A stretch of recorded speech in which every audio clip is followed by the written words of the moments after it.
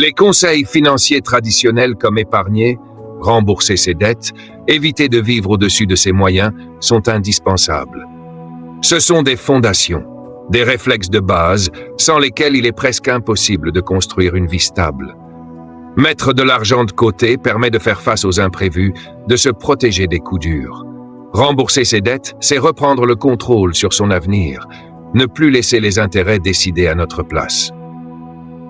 Vivre en dessous de ses moyens, c'est refuser la fuite en avant, la course sans fin où l'on dépense chaque euro dès qu'il arrive. Toutes ces règles-là sont essentielles. Elles représentent les premières marches d'un escalier qui mène vers plus de sécurité, plus de liberté. Sans elles, on reste vulnérable, constamment exposé à la moindre difficulté, obligé de subir au lieu de choisir. Mais si ces principes sont nécessaires, ils restent pourtant incomplets. Ils sont souvent présentés comme des recettes universelles, des formules à appliquer mécaniquement, sans qu'on nous explique vraiment ce qu'il y a derrière. On nous répète qu'il faut épargner, qu'il faut éviter les dettes, qu'il faut limiter les dépenses, mais on ne nous apprend pas à comprendre notre rapport intime à l'argent.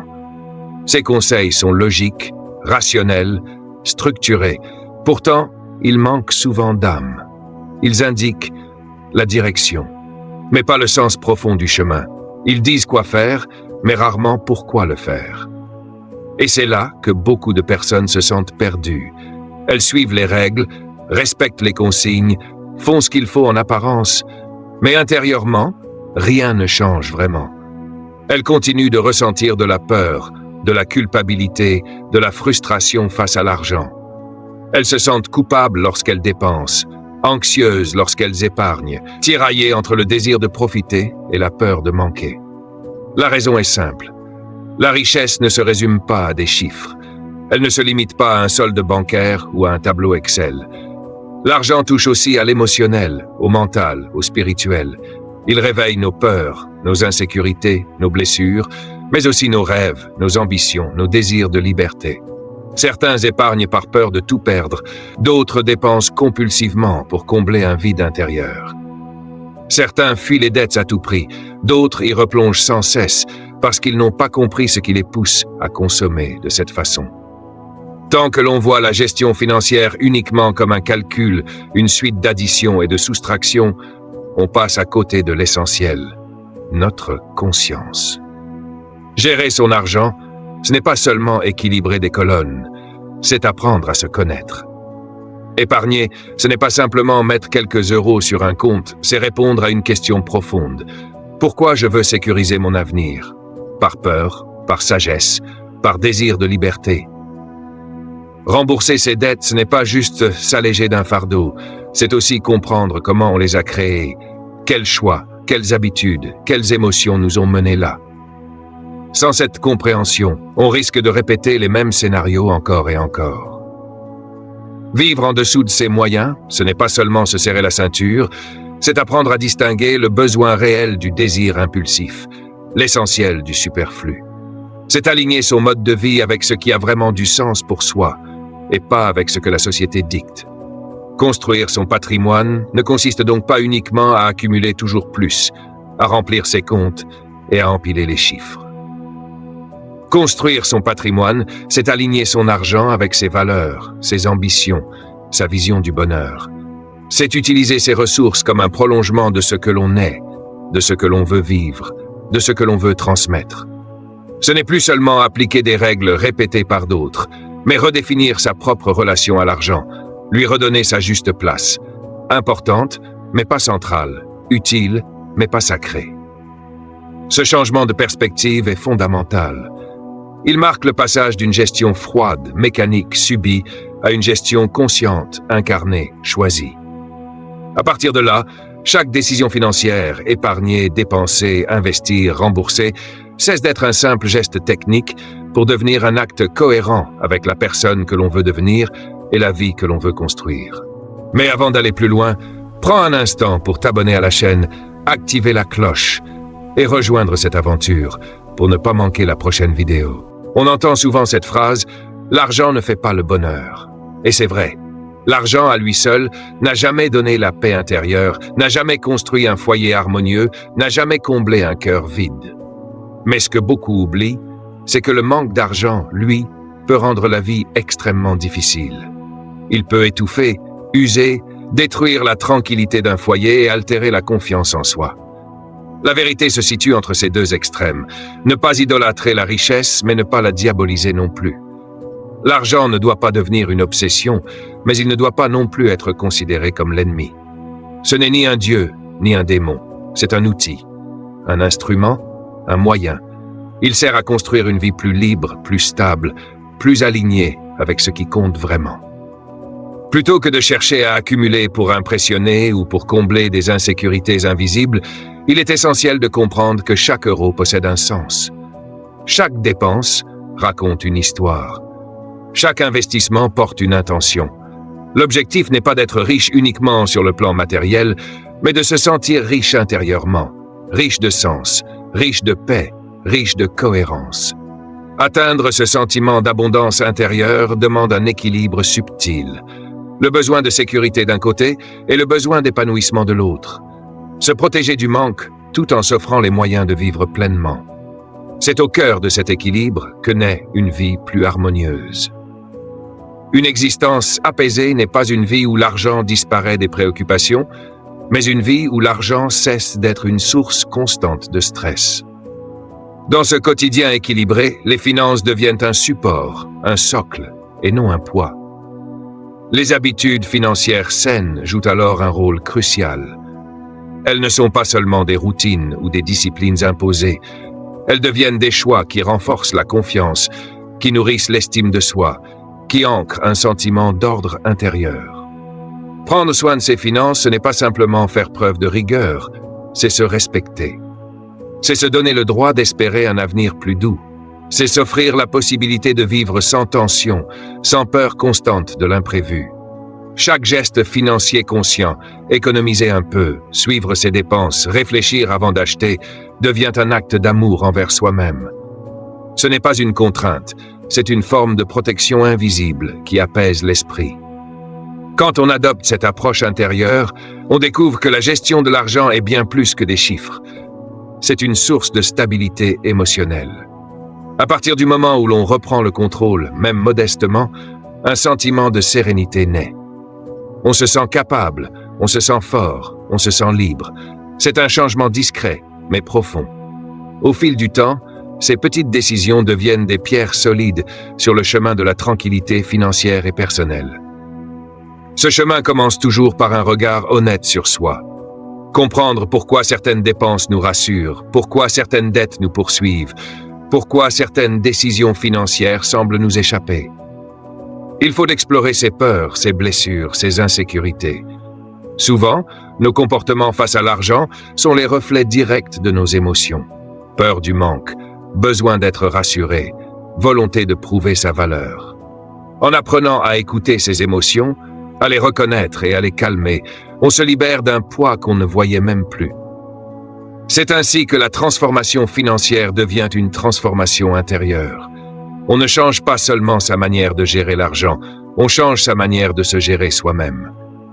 On voit enfin l'argent comme une énergie qu'on peut diriger consciemment. Une énergie qui, bien orientée, ne sert pas uniquement à payer des factures ou à accumuler des biens, mais à enrichir notre vie au sens large, nourrir nos passions, soutenir ceux que l'on aime, développer nos projets, contribuer à quelque chose de plus grand que notre propre confort. Ne pas se contenter d'accumuler, mais aligner. Ne pas chercher la richesse extérieure au détriment de la richesse intérieure. Voilà le véritable objectif.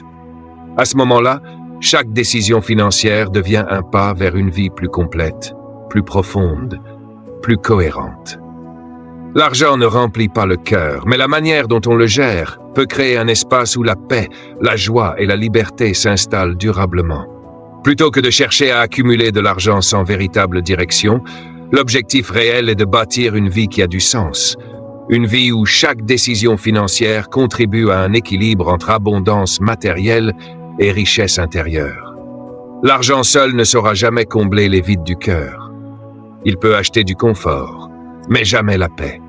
Il peut offrir des objets, mais pas le sentiment d'être profondément aligné avec soi-même. La quantité d'euros sur un compte n'a jamais été synonyme d'épanouissement. Ce qui compte réellement, c'est la relation que l'on entretient avec cette ressource, la façon dont on la mobilise, l'intention que l'on place derrière chaque choix. Accumuler sans but, c'est comme remplir un récipient fissuré. On injecte constamment quelque chose dedans, mais rien ne reste vraiment. On court après une illusion de sécurité sans jamais se sentir apaisé. Plus on accumule, plus on se rend compte que rien n'est suffisant. Parce que le problème n'est pas extérieur, mais intérieur. La véritable transformation financière commence le jour où l'on arrête d'utiliser l'argent pour combler un manque et qu'on commence à l'utiliser pour construire une vie cohérente. Ce changement n'a rien à voir avec la somme gagnée, mais avec la perspective adoptée. Utiliser l'argent comme un outil plutôt que comme une preuve de valeur change absolument tout. Ce n'est plus un moyen de se comparer aux autres, ni un moyen de masquer ses insécurités, mais une ressource au service de soi. Une ressource qui aide à se libérer, à évoluer, à s'élever. Construire une vie alignée, c'est comprendre que la possession n'a jamais été une fin en soi. Ce qui compte, c'est ce que cette possession permet. Ce n'est pas la maison qui rend heureux, mais la sécurité qu'elle procure. Ce n'est pas le voyage qui change une vie, mais l'ouverture d'esprit qu'il apporte. Ce n'est pas l'objet acheté qui compte, mais l'expérience, l'émotion ou la liberté qui en découle. Créer une vie équilibrée, ce n'est pas renoncer à la réussite financière, c'est lui donner une forme plus juste, plus humaine. C'est accepter que l'argent ne peut pas tout acheter, mais qu'il peut faciliter énormément de choses si on l'utilise avec intention. Dans cette perspective, chaque décision financière devient une danse entre la raison et l'émotion, entre la prudence et la passion. L'argent devient un allié, pas un maître, un partenaire, pas une obsession. Refuser les extrêmes est essentiel. Certains sacrifient tout, leur santé, leurs relations, leur temps, pour gagner davantage, pensant qu'ils achèteront plus tard la liberté qu'ils s'interdisent aujourd'hui. D'autres fuient toute forme de discipline sous prétexte de profiter de l'instant présent, mais se retrouvent piégés dans la précarité. Les deux extrêmes mènent à la souffrance, l'un vers la frustration éternelle, l'autre vers l'instabilité permanente. L'équilibre, lui, mène à la paix. Trouver cet équilibre transforme profondément la manière dont on avance dans la vie. Quand on adopte des habitudes financières saines, on se rend compte qu'un changement subtil mais puissant s'opère en soi. On ne vit plus dans l'angoisse de l'imprévu, car on se sent prêt.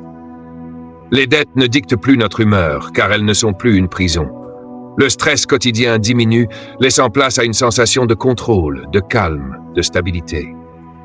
On ne se sent plus ballotté par les circonstances, on devient maître de ses choix. Se sentir préparé n'est pas un luxe, c'est une forme de liberté.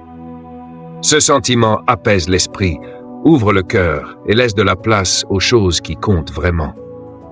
Imaginez avancer chaque jour sans avoir l'impression de marcher sur une corde tendue, sans la peur constante d'un effondrement.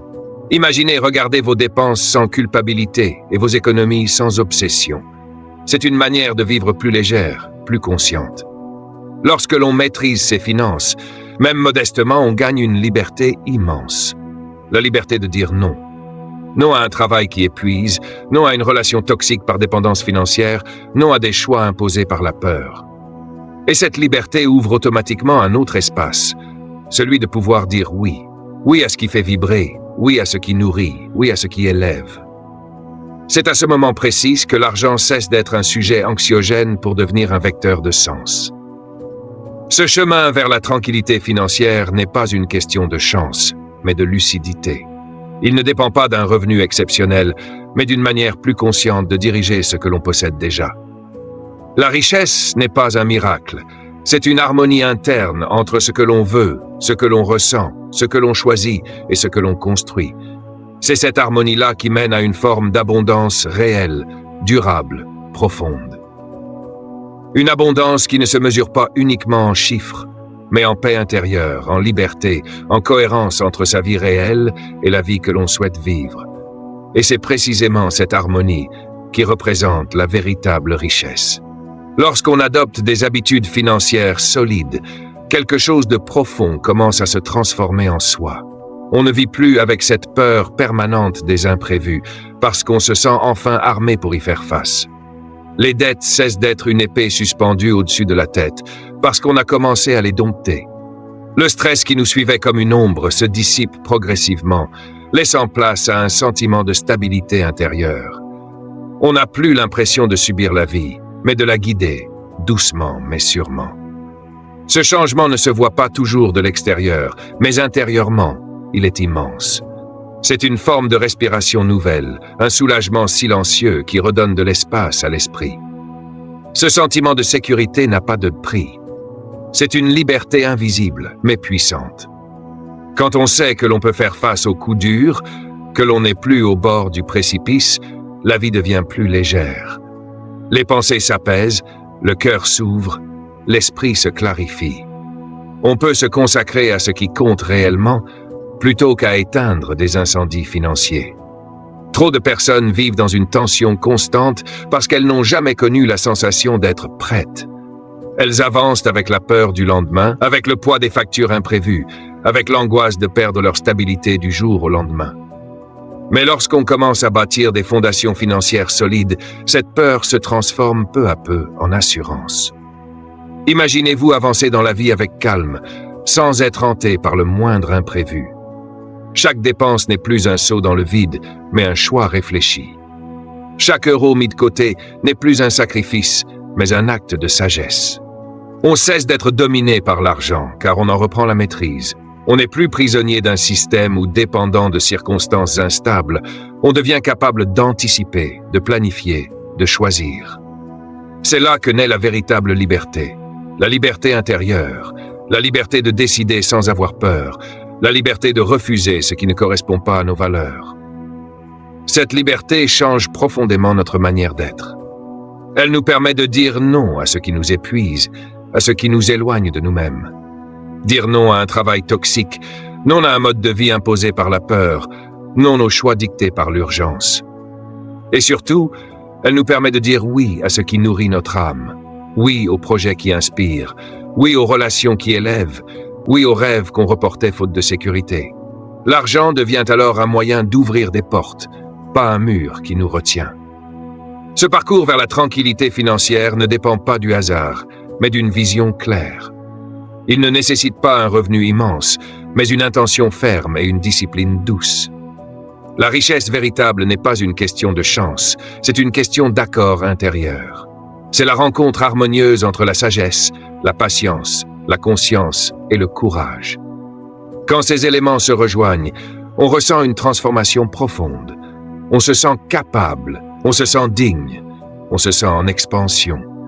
C'est cette harmonie-là qui crée la vraie abondance. Une abondance qui ne se mesure pas seulement à la taille du compte bancaire, mais à la qualité de la paix intérieure. Une abondance qui n'a pas besoin de s'exhiber, mais qui se ressent dans la manière d'avancer, dans la confiance, dans la sérénité. Une abondance qui ne dépend plus de ce que l'on possède, mais de la relation saine et équilibrée qu'on entretient avec l'argent. Et c'est précisément cette forme de liberté intérieure qui marque le début d'une nouvelle manière de vivre. Une manière plus calme, plus consciente, plus alignée. Une manière où l'on arrête de survivre pour commencer, enfin, à vivre pleinement.